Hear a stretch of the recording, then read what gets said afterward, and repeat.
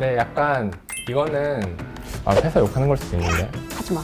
하지 마. 해봐. 알았어. 뭔가 훔쳐본 적 있냐고 여쭤보시는 거야. 뒤에서부터 결국에 답변이 압박 면접으로 그쵸. 바뀌죠 이제. 나도 멋진 사람이다. 너무 준비된 효성이 아니에요. 그러니까 들어왔죠.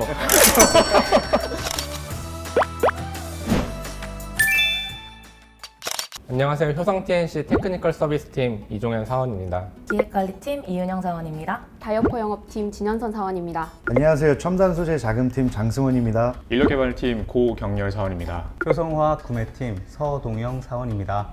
하반기 신입사원 공채를 위해서 이 자리에 모였는데 우리가 상반기 공채 때 어떤 면접 방식으로 들어왔는지 한번 얘기를 해볼까? 좋아.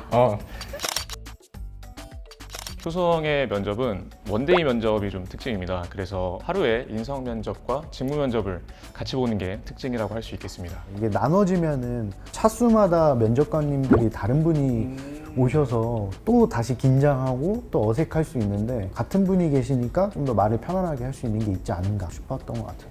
1차 면접과 2차 면접을 각각 나눠서 보게 되면은 전공 면접을 볼 때는 조금 더 막 법령까지 들어와서 자세하게 질문을 해.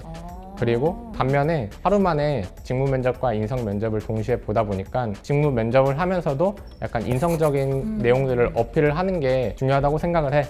맞아. 나 이거 되게 좋았던 게 직무랑 인성 면접을 나눠서 본다고 생각하면 좀 어려운 거야. 면접관님들이 좀 그거를 경계가 모호하게끔 자연스럽게 해주셨던 것 같아. 그게 난 오히려 훨씬 편했어.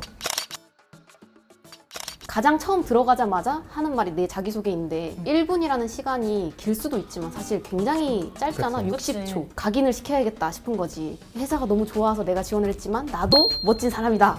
그래서 인성 면접이나 직무 면접 때 내가 해야 될 얘기의 핵심을 가져와서 한 3가지 포인트를 자기소개서에서 풀었던 것 같아. 내가 왜 이 회사에 와야 되는지, 내가 이 회사에서 좋아하는 점이 무엇인지, 그리고 나는 어떤 삶을 통해서 이러한 가치관을 가지고 컸는지 이렇게 해서 나는 딱 말씀을 드렸던 것 같아요. 효성은 또 이제 최고 혁신, 책임, 신뢰라는 4가지 핵심 가치가 있다 보니까 제가 자기소개할 때도 이제 그 가치를 기준으로 내가 이런 경험을 해서 이 가치를 좀 생각을 해봤고 그래서 그 가치를 바탕으로 우리 회사에 이러한 기여를 하겠다를 좀 자기소개했던 것 같고 그 이후에 그래서 면접관님께서 말씀하신 게 그럼 다른 가치를 또 본인 경험과 연관지어서 한번 얘기해 볼까요? 라고 하시면서 4가지 가치관을 채용 준비하신 분들께서는 좀 잘 익히시고 숙지하시고 본인 경험과 연관지어서 생각을 해보시면 좀 도움이 될 것 같습니다. 진짜로 그와 관련된 질문들도 많이 하셨던 것 같아요. 맞아요. 그거는 면접 볼 당시에는 그렇게 느껴지지는 않았는데 들어와서 신입사원 교육 받고 그 핵심 가치들에 대해서 좀 더 세부적으로 배우고 나니까 그때 하셨던 질문이 요거랑 연관되는 질문이었구나 이런 건 있었던 것 같아요. 나는 사범대를 졸업했거든. 준비를 하면서는 내가 이 길이 맞다고 생각을 했으니까 워낙 사람 만나는 거 좋아하고 그래서 나는 확신이 있었는데 당연히 면접관님 입장에서는 선생님이라는 좋은 직업이 있는데 굳이 이렇게 회사 생활을 하려는 이유가 뭔지를 여쭤보시더라고. 지리 교육을 하면서 나는 세계에 대해서 배웠고 세상의 이 각 국별로 문화가 왜 다른지를 배우면서 그게 굉장히 흥미로웠다고 생각을 했는데 막상 들어와 보니까 그게 영업 직무에서는 고객을 분석하고 이 시장 조사를 할 때 굉장히 도움이 많이 되는 것 같더라고. 그래서 자기 전공이 다르다고 해서 그냥 나는 이 직무랑 연관이 없어가 아니라 관심이 있다면 내가 배우는 전공 안에서 내가 지원하고자 하는 직무랑 어떤 연관성이 있는지를 찾아보면 굉장히 좋지 않을까라는 생각이 들었어. 직무 면접 같은 경우에는 화이트보드를 사용도 가능했었고 자기가 직무에 관련해서 했던 활동들 중 3가지를 골라서 10분씩 발표하는 형식으로 진행이 됐었는데요. 너네는 화이트보드 사용했었어? 아니 난 안 써서 그냥 가만히 앉아서 했어. 나도 가만히 앉아서 했어. 나 같은 경우는 이제 10분 동안 발표를 해야 되는데 면접관분들이 발표하는 내용들을 다 기억을 할 수 없을 거란 말이에요, 분명히. 그래서 일부러 화이트보드에 키워드 위주로 이제 1번, 2번, 3번 내용 작성을 했는데 그 키워드들을 질문으로 오히려 받을 수 있는 것들을 내가 작성을 했던 것 같아. 그래서 오히려 질문을 유도하면서 작성했던 것이 조금 많이 도움이 됐던 것 같아. 그러면 앉아서 작성했어? 아니면 일어나서 했어? 나는 서서 10분 동안 발표했어. 서서? 말이 많았어. 잘했어. 그래서 들어왔나 봐. 이제 대본을 외워서 달달이 이야기를 하는 사람이 있는 반면에 뜨끔하네. 키워드만 머릿속에 가지고 가서 거기서 그냥 살만 덧붙여서 이야기하는 사람이 있다고 생각을 해. 본인이 어떤 스타일인지 찾는 게 제일 중요하다고 생각을 해. 나는 키워드를 가지고 살을 붙이는 사람이어서 면접 대기할 때도 준비를 하나도 안 했거든. 약간 이건 자기 자랑 같은데. 아니 그냥 아니 그건 아니야. 그러니까 유형을 찾는 게 중요하다 이거지. 저는 그냥 아예 대본을 만들었어요. 토시 하나 다 이렇게 외우자. 이렇게 해가지고. 답변하겠다. 네. 근데 사람마다 물론 이건 다를 수 있는 것 같아요. 제가 면접을 준비할 때 가장 먼저 쳐봤던 건 이제 네이버에 효성 그룹을 쳐보고 채널 효시나 뭐 효성 TV 유튜브에 되게 많거든요. 네. 미디어의 영상 콘텐츠를 우리 회사에서 많이 올려주고 있기 때문에 되게 많이 참고를 하면 업무 환경도 실제로 볼 수 있고요. 내가 가게 될 부서가 만약에 영상에 나와 있으면 좋잖아요.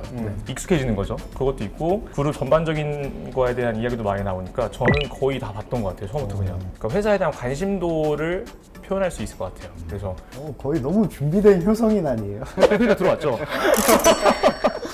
아무래도 제 직군이 좀 그쪽이다 보니까 저는 이제 거래소에 보면은 기업 공시가 올라와 있거든요. 기업 공시에는 일반적인 검색으로 안 나오는 좋은 자료들도 많이 있거든요. 그래서 혹시라도 재무 쪽에 관심 있으신 분은 꼭 기업 공시를 확인해 보시는 게 저만의 꿀팁이라고 좀 생각합니다.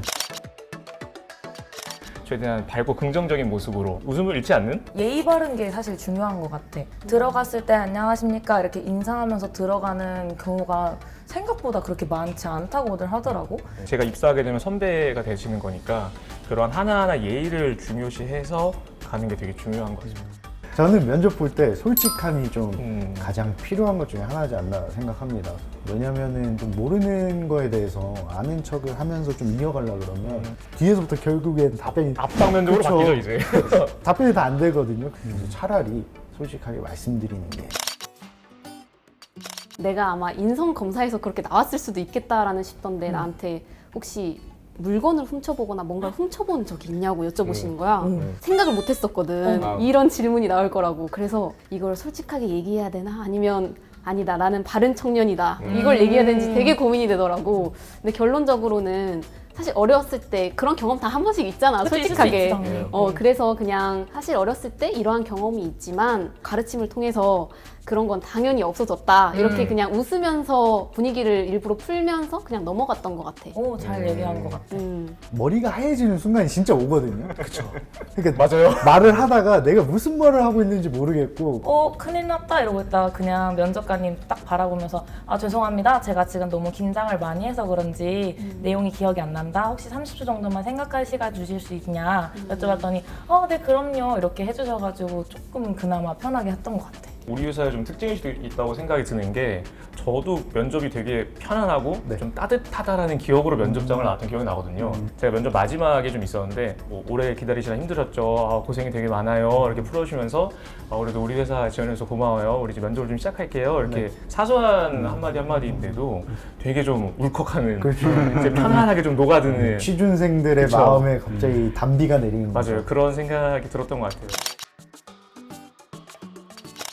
난 면접을 보면서 너무 많이 떨었어가지고 못 본 것 같은 거야, 잘. 그래서 도대체 어떤 기준으로 사람을 뽑는 걸까가 궁금해진 거야. 그래서 혹시 면접관님들께서는 어떤 기준으로 이거를 뽑으세요? 이렇게 여쭤봤더니 아무래도 효성 핵심같이 많이 보신다고 말씀하시더라고. 우리 효성의 핵심 가치를 잘 준비하면 되겠네. 잘 준비해서 다행이다 싶었지.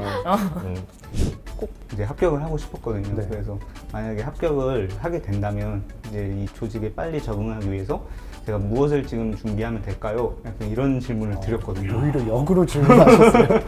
괜찮은 방법인데요. 근데 이제 지금 생각해 보면 아직 합격한 것도 아닌데 뭐 김치부터 마시냐 약간 이렇게 생각하실 수도 있었을 것 같은데 그래서 뭐라고 말해주셨어요? 그때 되게 이제 궁금한데요. 압박 면접. 말씀하셨으니까. 네, 되게 웃으시면서 이제 지금 준비할 건 딱히 없다. 아. 그냥 효성 조직 자체가 그런 급하게 뭔가 이렇게 하려 하지 않는다. 그래서 마음 편하게 오고 이제 배울 준비만 해서 오면은 이제 멘토링 궤도도 잘 돼 있고 그래서 꼼꼼하게 옆에서 딱 밀착해서 가르쳐 줄 거니까 걱정하지 말고 와라. 이렇게. 기분 되게 좋으셨겠는데요? 면접 나올 때? 나 됐다 이런 느낌으로 나왔을 것 같은데.